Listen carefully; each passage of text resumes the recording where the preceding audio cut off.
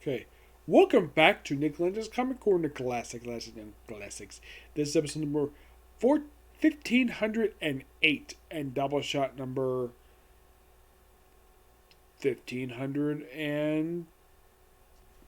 It's not 8. No, it's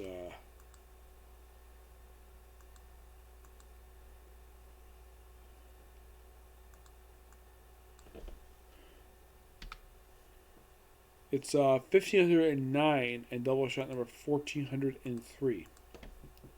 Like I said in my last video, a Batman trade and Marvel trade. First up it is a book I never thought we would talk about in here. Batman Creature of the Night. Yep. A 4-issue miniseries. That took a while to have the final issue come out because, get this. And this, I didn't hear it till recently. Apparently the artist got flack for this. You see, the artist of the book, John Paul Leon, you see, the first 3 issues released on time, but not issue 4. And you're probably asking why the artist got sick. This is Batman Creature of the Night. Done in the same style as Superman's Secret Origin. Done by the same people who did the book, Kurt Busiek, and of course, John Paul Leon. As far as I can tell for Kurt Busiek, I think this is his only time he's ever done. I mean, I think he did some Batman in the pages of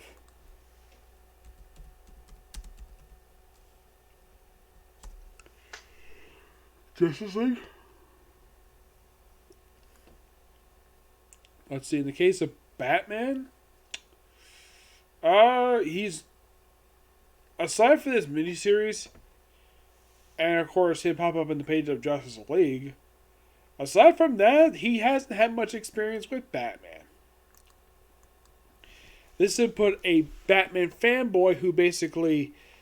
It's kind of like what if Batman exists in real life and there is a Gordon and there's an Alfred. And Alfred in this continuity is his uncle, not his butler. And, of course, the character's name is Bruce Wainwright. Now... I would not be surprised, though, if he's kind of named after two late creators, Leen Wein and Bernie Wrightstein. Bernie Wrightstein have been, in fact, an artist who did the Batman the Cult miniseries, which I have told him that I really enjoyed it. He was actually quite surprised to hear that. This is actually 6 months before he passed away, sadly enough. Leen Wein, I never met him. And the artist's book, never met him either. This miniseries is actually really good. Basically, it's like Bruce Wayne in the real world. You have this real kid who's a Batman fan. And does he put a Batman costume? No, he doesn't. And plus, he has a friend named Robin. And he does briefly make out with her in miniseries, but he actually regrets doing that. He actually apologized to her. She walks off. And then they forget about it. Yeah, she forgets about the fact that her best friend made out with her for, like, no reason. She, of course, got herself another boyfriend. He got herself another girlfriend. And at the end of basically, he's aged up where he's got gray in his hair. He's still a Batman fan, surprisingly. And he doesn't exactly put on the Batman costume, per se. But this miniseries, it's really good. I thoroughly enjoyed this thing. 10 out of 10. Really good book. Yep. By the way, there is a Gordon in this book, except he's black and he's not the commissioner of the GCPD. I think this is set in New York City, if I'm not mistaken. Alright, next up is a King in Black book. This is Gwenom versus Carnage. Yep. You are thinking, Gwenom, as in Gwen Stacy? I thought you were done, basically, doing all the Gwen Stacy stuff. I kind of forgot about this one, shockingly enough. Excuse me, this trade contains a lot of stuff here. It contains Gwenom versus Carnage, basically 3-issue miniseries, along with 2 one-shots, King of Black Scream and King of Black Spider-Man. Sean McGuire does, of course, the Gwenom miniseries. Che McLean Chaplin does Scream, which is quite obvious because he was the writer of the book. And Jed McKay does Spider-Man because while he does Black Cat. The artwork for Gwenom vs. Carnage is done by Favita with I.G. Guerrero, who does issue 2. You have Gary Brown, who does Scream, and Michelle Dandy, who does basically the Spider-Man one-shot. Now, in the case of the Gwenom vs. Carnage one, Does she actually fight Carnage? Well, not Cleus Cassidy per se. Mary Jane Watson becomes the host of the Carnage symbiote in her universe, and they are fighting each other because it's quite obvious because Venom and Carnage hate each other. And of course, and here's something interesting. You know, one thing that basically this book has in common with its predecessor, Absolute Carnage? The main villain shows up in the tie-ins. No, seriously, he does. Carnage did the same thing. I'm like, usually the main villain wouldn't bother to pop up in the tie-ins, but here, apparently Don DeGoda said, have him show up. Just don't have a contract have him in a miniseries. Okay, but this is set in a different universe. I thought the Gwen versus Carnage series was actually really good. The Scream one-shot is interesting, though, because it's actually the first of 2 one-shots featuring her, because she would actually have in our one-shot for Extreme Carnage. Also done by the same writer, too. Good job, Marvel. Mostly put, it's what she was up to after her series wrapped up. This was technically her next appearance, after her cancellation of her ongoing series. I kind of wish that the writer, Clay Chapman, I kind of wish he would actually finish his story. You would think that he could do it with King in Black, but nope, didn't do it here. And he clearly didn't do it with Extreme Carnage one-shot. I think he should. Like, get them in a miniseries. I'm sure he probably has some more story to tell with the character of Scream. But that's simply what it is. The Spider-Man one is simply put him facing off against a giant Venom monster. It's a good one-shot. Definitely praise it for that. The Scream one, really good. And everything in here is just really good. Thoroughly enjoyable. Yep. I at least got to praise the fact that the artist remembers to draw Gwenom, Gwen like the way she is in her own solo book, which I do praise the artist for that, who is Favio, who is not the artist for the Gwen series. Yeah, it's not the regular artist, but at least Gwen is drawn like she is from the series, which high praise for that. Yeah, and look, here's Cole making an appearance in a tie-in.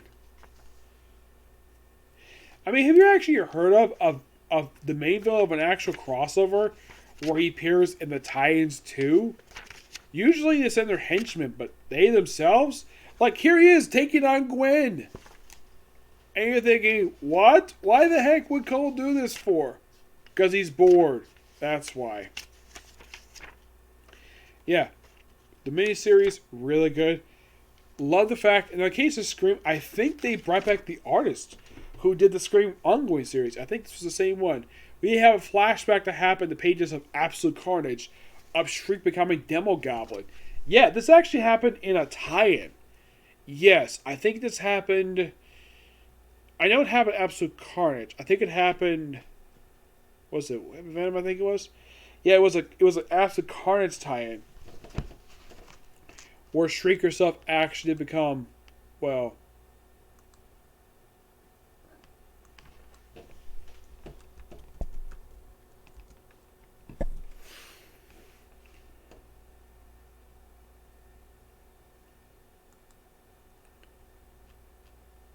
Yeah, it was Absolute Carnage, Lethal Protectors #1. I'm not really sure why they decided to ever kill her off and have her become Demogoblin. Yeah, but that's pretty much what they did with her. Yep. Where they have Demogoblin possess her body, and she's still here as Demia Goblin. Mm-hmm.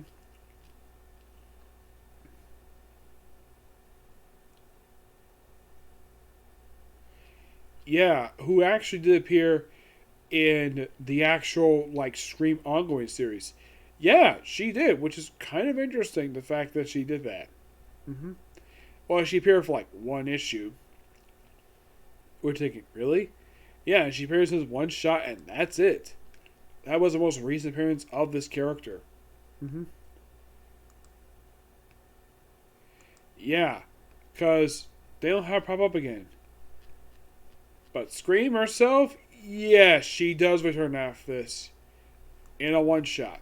Yep, Andy does return to the 1 shot.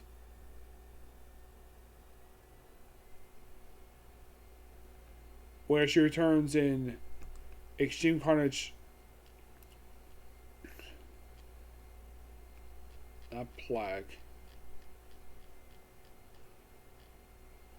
Where she becomes basically the character of Silence. Yes, she gets her own. She gets a new symbiote now. She gets bonded to the Silence symbiote. Yes, that is who her current. Actually, made first appearance in Extreme Carnage Plague. I think it's pronounced. Yes, I mean she loses the symbiote in the one shot, which praise the fact that it's the same artist, that's the same writer who wrote that one. Mm-hmm. Now, in the case of the Scream one, yeah, the Scream symbiote is dead. Yeah, they killed her. They killed off the symbiote. Not really sure why in the world that whoever thought of the idea for Extreme Carnage. Yeah, let's just basically kill off this creature and have it die in her own one shot. Well, at least that Andy herself is still active. Yes. Except she's a Silence now, and instead of basically calling herself Scream. I thought that was fine. I had no problem with her being Scream.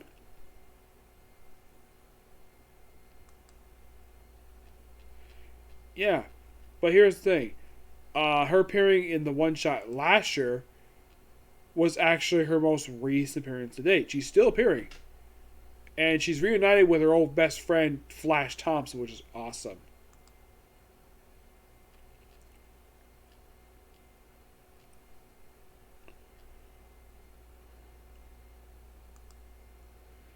And I'm looking forward to see what happens to her next.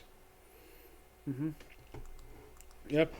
But in the case of this book overall, good. Give this book roughly a 9.5 out of 10. Yep. And would I review Extreme Carnage when it comes on trade? Yes. Yes, I will. If you're curious about how many one-shots there are for Extreme Carnage, there are exactly 8 one-shots. Yep. And it actually concludes, this particular series of one-shots concludes next month. Yep.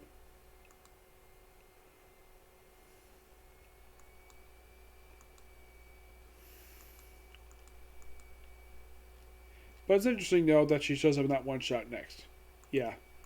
But yeah, that's it for this particular review. Stay tuned for the next review, which we'll talk about Uncanny X-Men trades. Okay? Next video. Bye.